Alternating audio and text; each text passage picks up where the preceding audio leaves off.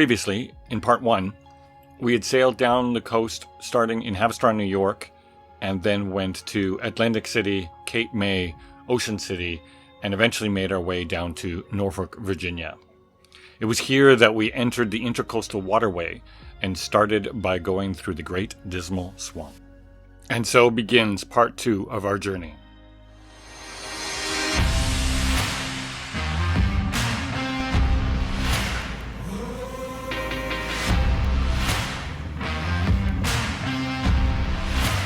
Norfolk is a very industrial city, and the neighboring Portsmouth has the Navy's oldest and largest shipyard.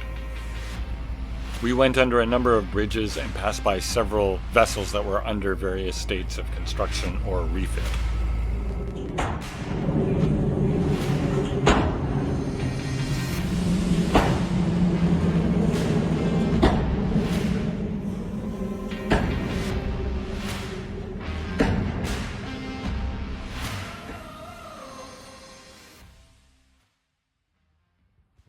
We left the Elizabeth River behind as we turned into Deep Creek. We followed this along a winding path as it turned more and more into lush forested areas. Eventually, the river turned into a canal, but before we could enter the canal, we needed to go through a lock system first. The canal we were about to enter into is the oldest continually operating man-made canal in the United States and was opened in 1805.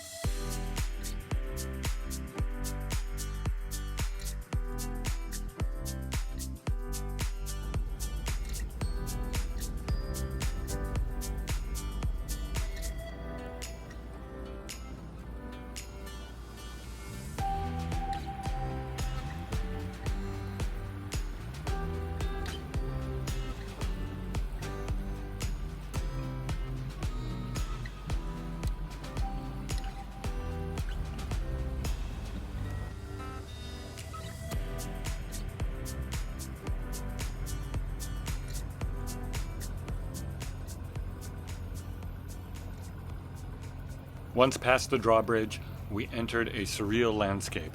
Welcome to the Great Dismal Swamp.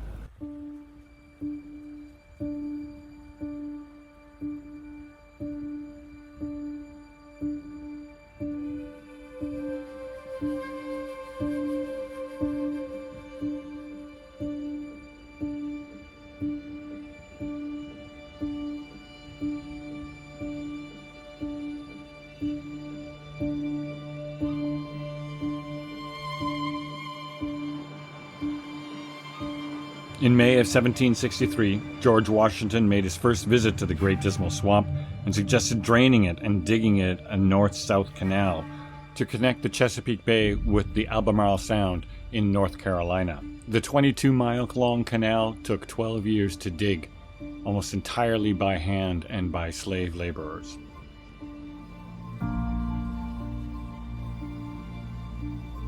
We rafted up with other travelers heading south at the Welcome Center near the southern end of the Great Dismal Swamp Canal.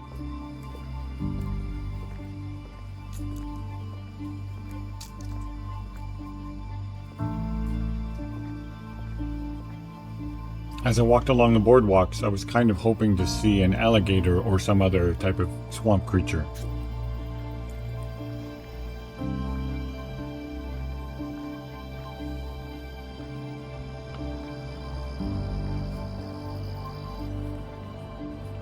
About the only wildlife I ended up seeing was a small fawn who was chasing after its mother.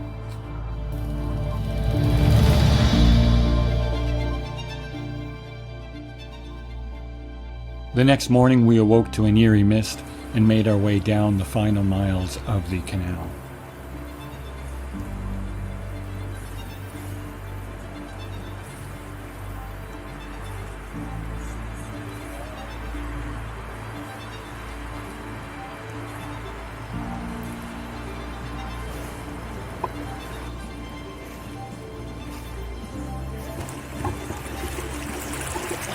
The waters of the canal are a really dark brown amber color. I thought there was a really disgusting color, but later discovered it's actually quite pure. The amber-colored water is preserved by tannic acids from the bark of the juniper, gum, and cypress trees, prohibiting growth of bacteria.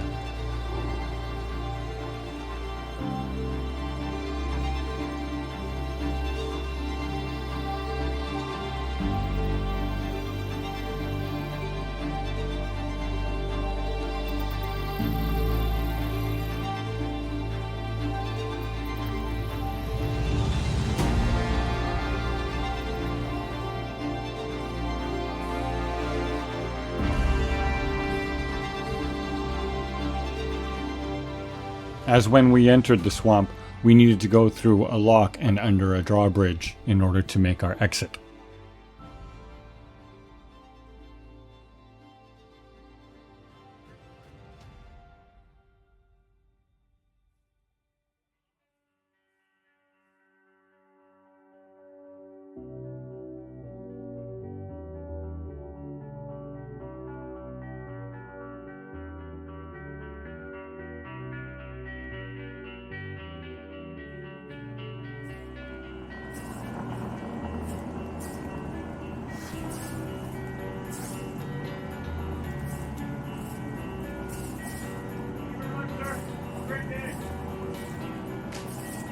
Thank you.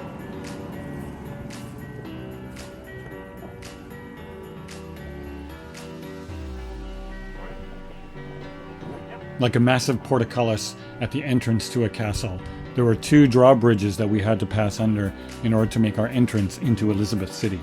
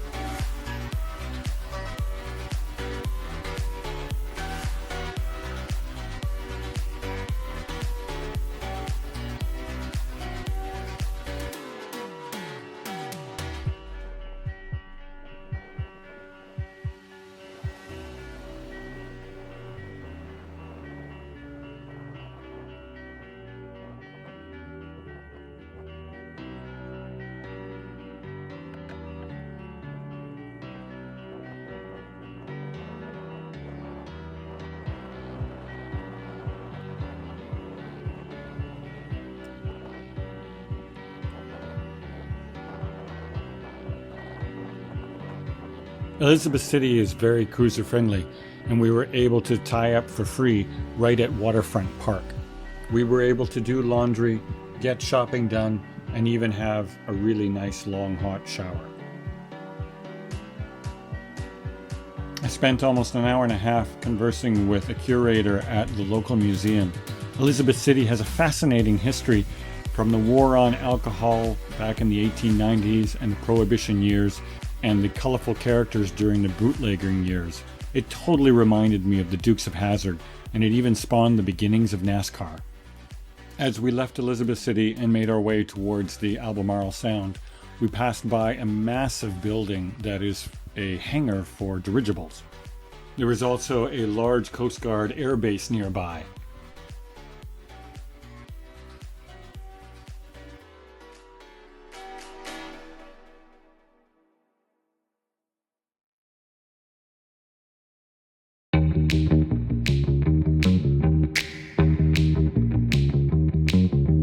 After we crossed the Albemarle Sound, we stayed at Alligator River and then made our way towards Belhaven. The engine had been plaguing us with not starting each morning. It needed to have the fuel lines bled of air each day. Rob figured out what was going on, and we were able to get it fixed for a measly $18 part at an auto parts supply store. Over the next few days, we made our way down the ICW, and we saw a variety of wildlife as well as interesting vessels. We stayed in places like Swansboro as well as Wrightsville Beach before finally making our way to Charleston.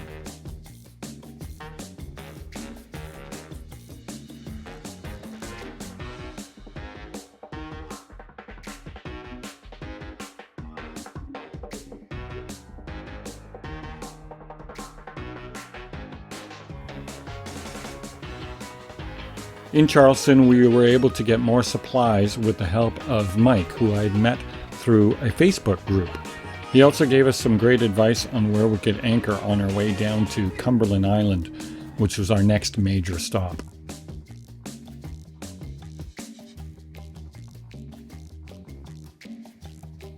We stayed one night at the south end of Haverstraw Island and then made the decision to go all the way to Cumberland Island in one long hop. It was our longest sail up to that point.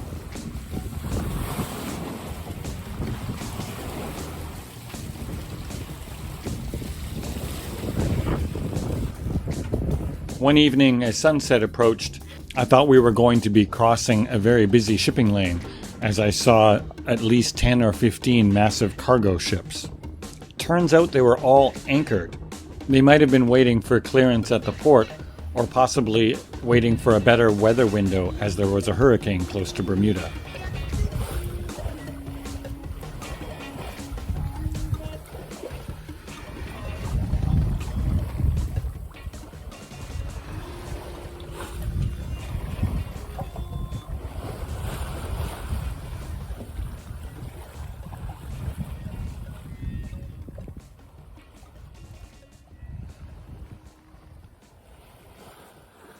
As we dinghied ashore for our first day on Cumberland Island, a massive submarine was putting out to sea, leaving the St. Mary's subbase.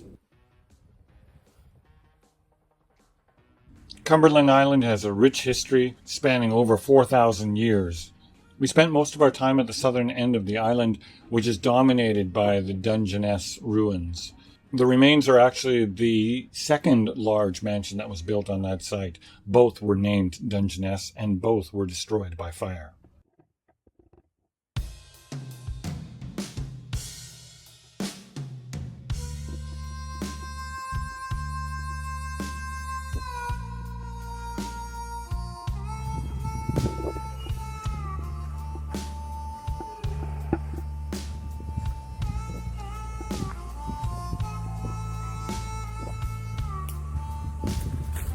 Out for a walk on beautiful Cumberland Island. We're just right now by Dungeness. Just an amazing place, actually. Gorgeous, just gorgeous.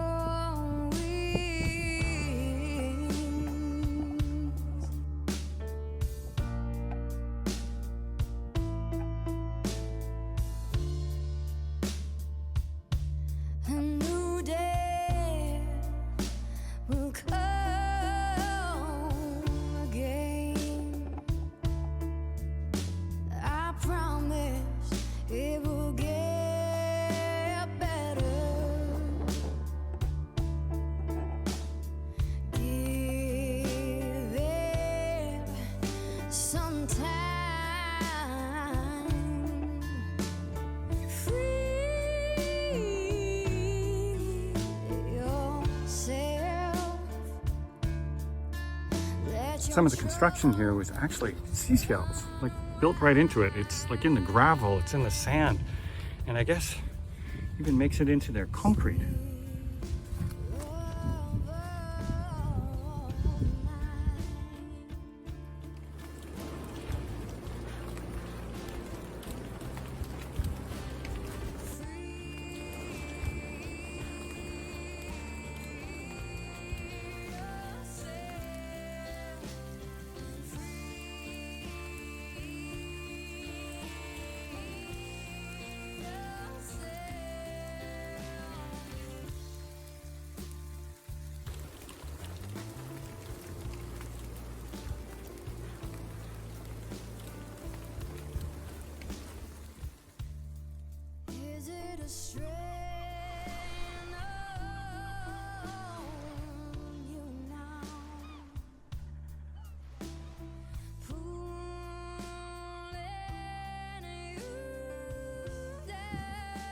There's a population of feral horses on Cumberland Island, dating back to the 18th century or possibly even the 16th century.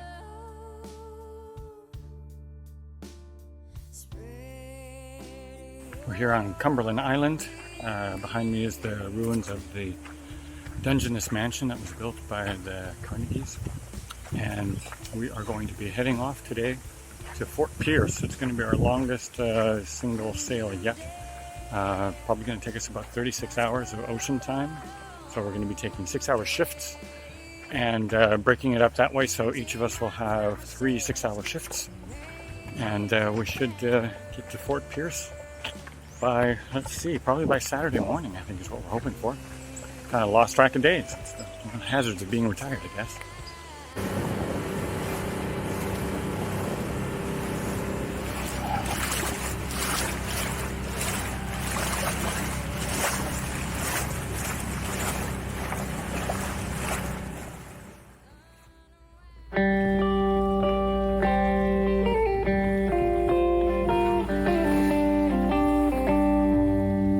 Leaving the Cumberland Island area was a bit of a fight as the current was against us. This sport fishing boat that was heading inland was just flying along as it was going with the current.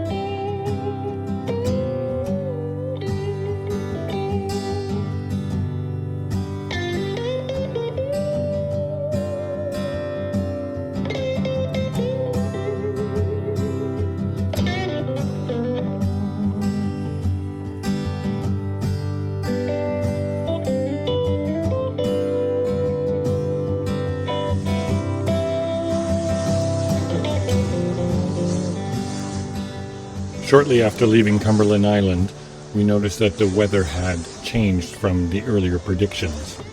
What we expected as a 36-hour sail turned into 72 hours. We had planned to go to Fort Pierce, but we would arrive there in the middle of the night, so we decided to continue sailing straight to West Palm Beach. We were hit with a number of squalls each night, and by the end, the winds were straight against us. The last 15 miles took the longest as we were straight into the waves and only making 1 knot speed over ground. As we sailed past Cape Canaveral, we were lucky enough to watch our second rocket launch of the trip. This was a SpaceX launch, and this one we knew a little bit ahead of time so we could actually take some video. The sound was also amazing, but long delayed from our vantage point.